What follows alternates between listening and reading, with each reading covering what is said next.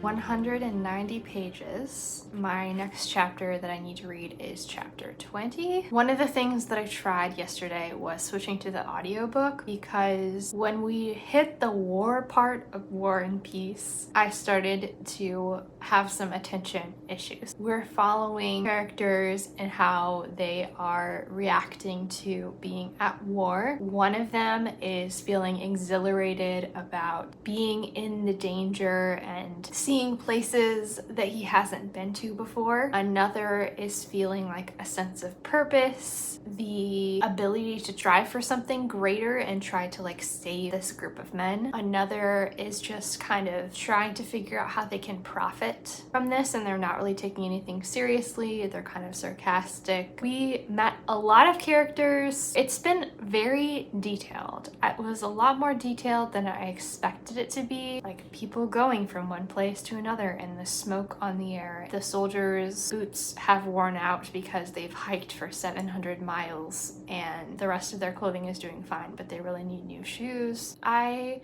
am kind of missing being with the socialites and Pierre. He is now the Count Bezukov because his father passed. Didn't really have a close relationship with his father, but that is what is being portrayed to the public, that his father and he had a touching last moment, and then he gave him his possessions and title and lands and everything. He is kind of wondering what to do about all of that, and I'm sure that's going to make him gullible. From what I remember, he starts to be susceptible to situations now. So ready to be out of the battlefield and back in the drama of just social politics, but at the same time, I understand. This book is called War and Peace, and I knew that there was going to be warfare in it, but I literally was falling asleep. So I tried to switch to the audiobook to see if that would do me any good. wasn't paying attention to it as closely as I'd hoped, I did start drawing on my iPad. I kind of want to capture an iconic moment from each week that I'm reading the book. The one that was like very memorable for me is Pierre dancing with the bear. I don't know if this is going to be the style that I go with for the others, but did that for a little bit. Page 190, I'm trying to get to 294. I will update you when I know more. I just read the end of volume 1 part 2. What a great transition paragraph this is. Rostov was not listening to the soldier. He looked at the snowflakes dancing above the fire and remembered the Russian winter with a warm, bright house, a fluffy fur coat, swift sleighs, a healthy body, and all the love and care of a family. And why did I come here? He wondered. It's such a good way to say we're going back to what's happening at home. And that starts on the next page. I love how all 3 characters, Dolokhov is using the system in order to reward himself, but Andrei and Rostov are both starting to get disillusioned about the reality of what war is like, and Andrei just spoke up for a captain who he didn't have a ton of respect for. He was giving a report of why things were the way they were after a certain skirmish, and his superior was telling him, you should have made this decision instead, but he didn't even have the resources to make that decision, and Andrei spoke up for him. He walks away from the table. It says he felt sad and downhearted. All this was so strange, so unlike what he hoped for. Theme of disillusionment and disappointment. Also wounding, because Rostov is wounded at this point. I think I'm gonna be able to make it. I think I can complete my reading for this week today, so that's making me feel a little bit more optimistic.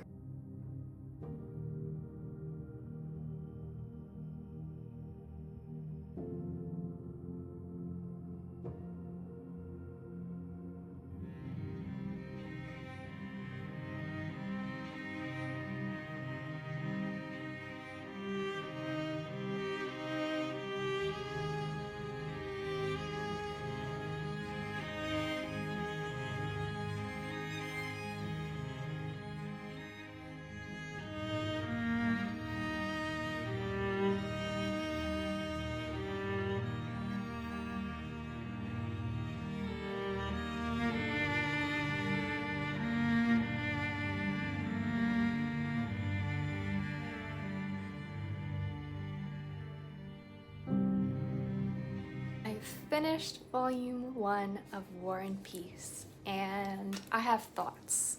On one hand, I love the character-focused way that Tolstoy writes. On the other hand, the detailed descriptions of battle and certain engagements is really hard to read late at night. So I would highly recommend that you read it earlier in the day when you have a better attention span, rather than doing it before you go to sleep. The audiobook did help me keep moving forward during some of those scenes. At the same time, there was a lot about those that we did get personal reflections from the characters that we're following. It feels bad to say getting through, but that's just how it is. Sometimes there are portions of a book that are boring to me, and they might be exciting and engaging to you, but they were a little tedious. Characters that I care about at this point in the story: Prince Andrei, cliffhanger at the end of this volume for his fate. He actually interacted with Napoleon, which was kind of cool. Also, obviously Pierre, because he just such a funny little character with his philosophic thoughts, and I'm excited to get back to find out what's going on with him and his unwilling engagement. He did not actually propose to someone, but his future father-in-law basically started to celebrate them as if he had proposed. And so that's funny and sad, and I'm excited to see what happens for him. Maria, she just turned down a potential husband, Prince Vasily's son, because she recognized in him that he was probably going to be unfaithful to her right from the start because he had feelings for her maid. And so she's also a very sacrificial type person, and she has determined to make it possible for her maid and this guy to be together, which I'm not sure is actually possible due to their social status, but she has a good heart. She gifted her brother Andre with this little icon of Jesus. He did wear it into battle, and when he had fallen, it had been taken from him, and then he had an interaction with Napoleon and it was given back to him. So that was kind of interesting to see that continue. Gave him like a moment of reflection on what he believes, whether or not he thinks that God exists, and whether he can pray and get an answer, or whether God is too big to pay attention to someone like him. Anytime there's like a moment of a character reflecting on faith and what they believe, like a crisis in their life, I'm always intrigued, and I always like mark that and highlight it to see if something develops from that at a future point in the book. So I'm interested to see if that is continued or if that was just a brief reference. But it is Tolstoy, so my guess is like we're gonna see that come through, like he's going to experience real love perhaps and understand the mercy he received by like not immediately dying on the battlefield. I don't know. We'll see. Potential based on how Tolstoy handled the characters in Anna Karenina. So those three characters, Pierre, Andre, and Maria, are kind of like my focus. We also have Boris. It looks like Boris when you read it, but it's Boris is how it's pronounced. Natasha is the young girl who, at the beginning of the story, she and her friend Sonia likes this boy named Boris. Goes off to war, and he writes home and he says that he still thinks fondly, like, give all my love to Sonia. Hug, hug, big kiss, little hug, kiss, kiss, little kiss. Because he has like a tie back home to family and someone who cares about him, we are following him more closely, I think, than some of the other characters. But all of these, we've met some of their family members and are invested to see if they make it through this alive, and like what changes are wrought in them as people as a result of being through the harrowing experience of war. Even though I was struggling a little bit in volume 1 at points, I think I also have come to care about a couple of like the military figures. General Kutuzov is kind of a badass.